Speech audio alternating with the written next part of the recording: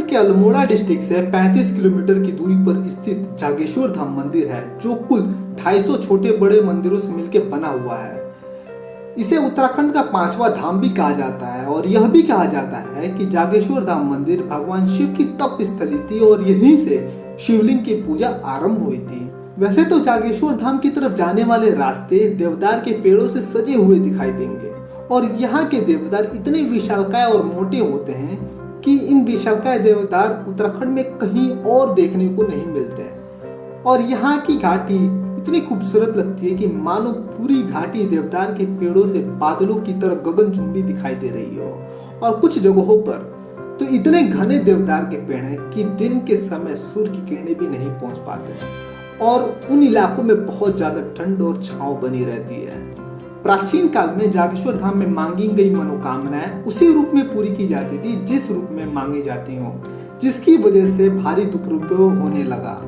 तब 8वीं सदी में शंकराचार्य जी आए और उन्होंने इस व्यवस्था को बदला और तब से लेकर उन्हीं की मांगे पूरी की जा सकती हैं जब यज्ञ और अनुष्ठान से पूजा अर्चना की गई हो। जागेश्वर धाम को योगेश्वर के नाम से भी जाना जाता है। यहाँ पर मंदिर की आकृतियों को देख 12वीं शताब्दी का प्रमाण मिलता है और कुछ तो 20वीं शताब्दी के भी मंदिर जैसे दिखाई देते हैं। वैसे तो इनका कोई प्रमाण नहीं है कि इसे किसने बनवाया था, लेकिन ऐसा कहा जाता है कि गुप्त काल के राजा कत्यूरी, जो उत्तराखंड के कुमाऊं क्षेत्र के राजा भी थे, उन्होंने इसका निर्माण कराया क्योंकि यह मंदिर उसी काल की मानी जाती हैं। और कुछ लोग तो यह भी कहते हैं कि भगवान राम के पुत्र लौह कुश भी यहाँ आए थे, जिन्होंने इस मंदिर का निर्माण करवाया था। इस मंदिर में भगवान शिव के अलावा भगवान विष्णु और माँ दुर्गा की भी प्रतिमा मिलती है। वैसे तो यहाँ पूरे साल तीर्थ यात्रियों का आवागमन रहता है, मगर श्रावण मास के महीने में जहाँ एक प्रमुख मेला लगता है और उस टाइम पूरे देश से लोग यहाँ इस मेले का आनंद उठाने आते हैं। जागेश्वर धाम मंदिर के समान भारत में कुछ और भी मंदिर देखने को मिलते हैं, जैसे उड़ीसा का लिंगराज मंदिर, जो काफी हद तक जागेश्वर मंदिर के समान दिखाई देता है, और दूसरा मध्य प्रदेश के चंबल घाटी के बाटेश्वर धाम मंदिर, जो यह भी काफी हद तक समान कृतियां देखने को मिलती हैं। जागेश्वर धाम जाने के लिए निकटतम रेलवे स्टेशन काठगोदाम है, जहां से 90 किलोमीटर की दूरी पर अल्मोड़ा और 65 किलोमीटर की दूरी पर जागेश्वर धाम पहुंच सकते हैं। वैसे तो आप दिल्ली से आसपास के क्षेत्र में आ रहे हो तो सबसे सुलभ तरीका यही है कि आप अपनी प्राइवेट गाड़ी करके आए।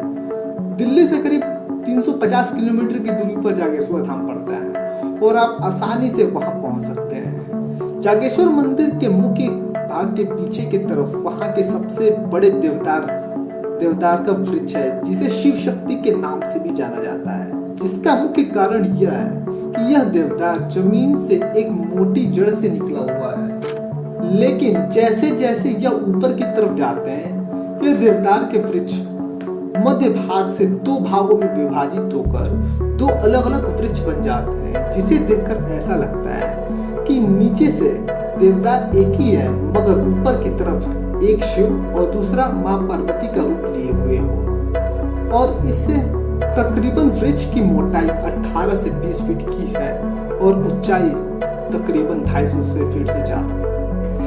ये केदारनाथ बाबा का भी मंदिर यहाँ पे है। जो लोग बाबा जी के यहाँ केदारनाथ मंदिर नहीं जा पाते हैं ठंड के दिनों में, वो लोग यहाँ पे भी आके दर्शन कर सकते हैं।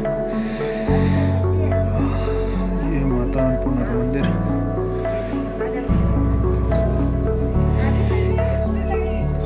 ये सब प्राचीन का मंदिर है। उनकी संरचना हम देख के मैं खुद हैरान हूँ। कई हजार सालों से यहीं पे है।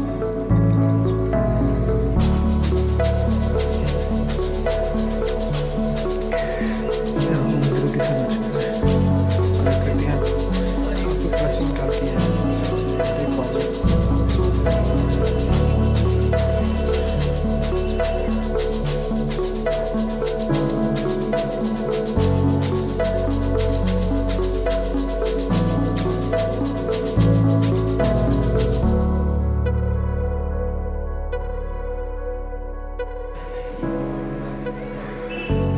यह है ज्योतिर्लिंग जागेश्वर मंदिर। एक ये सही है